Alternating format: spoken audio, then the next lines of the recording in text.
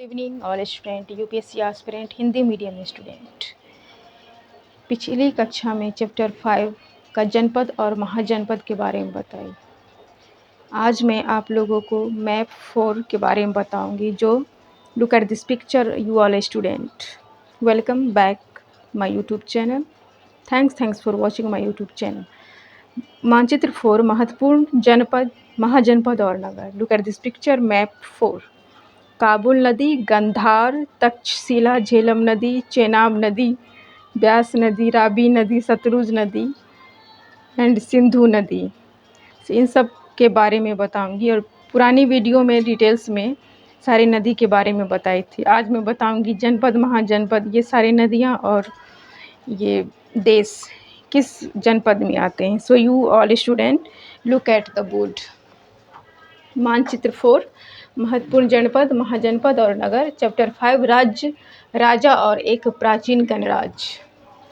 First, Kabul. Kabul Afghanistan की राजधानी है जो महाजनपद में आते हैं। सेकंड, तक्षशिला जो पाकिस्तान के पंजाब प्रांत में रावलपिंडी ज़िले में स्थित है और एक विशाल क्रमिक क्षेत्र है जिसमें एक मेसोलिथिक गुफा और 4 प्रारंभिक निपटन स्थलों, बौद्ध मठों और एक मुस्लिम मस्जिद और मदरसे की पुरातात्विक अवशेष शामिल हैं। ये सारे क्षेत्र महाजनपद में आते हैं। थर्ड, गंधार जो महाजनपद के प्रमुख नगर थे, जो अफगानिस्तान का एक पूर्वी क्षेत्र में आता था। अब आधुनिक नगर हो गया है जो उत्तर पूर्वी क्षेत्र में आता है। और फोर्थ, झेलम नदी। फिफ्थ, ब्यास नदी। सिक्स्थ, रावी नदी। सेवंथ, सिंधु नदी। 8, सतलुज नदी एंड 9 लास्ट, चेनाब नदी। ये सारे नदियाँ सिपली लाद दर्रे के पास भारत में प्रवेश करती है जो पंजाब प्रांत महाजनपद में आते हैं।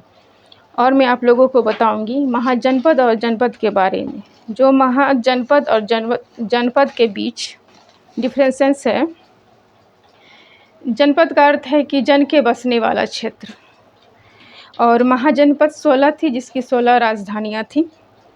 और महाजनपद बनी ये बहुत बड़ी राजनीतिक क्षेत्र और भौगोलिक क्षेत्र को इकाइयों के तौर पर महाजनपद शब्द का प्रयोग किया गया था, जो बौद्ध धर्म के उदय से भी पहले 16 राज्यों की कुलीन वर्ग के गणतंत्र के रूप में मिली और भगवान महावीर और गौतम बुद्ध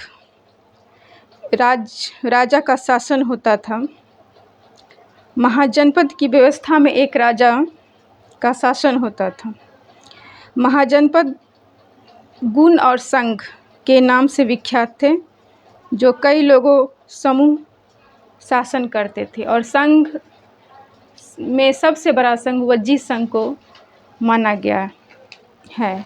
और जनपद एवं महाजनपद के बारे में जैसा कि हम बताएं कि महायज्ञों के करने वाले राजा अब जन के न होकर जनपदों के राजा कहलाने लगे। यानी जनपद का अर्थ है जन के बसने की जगह।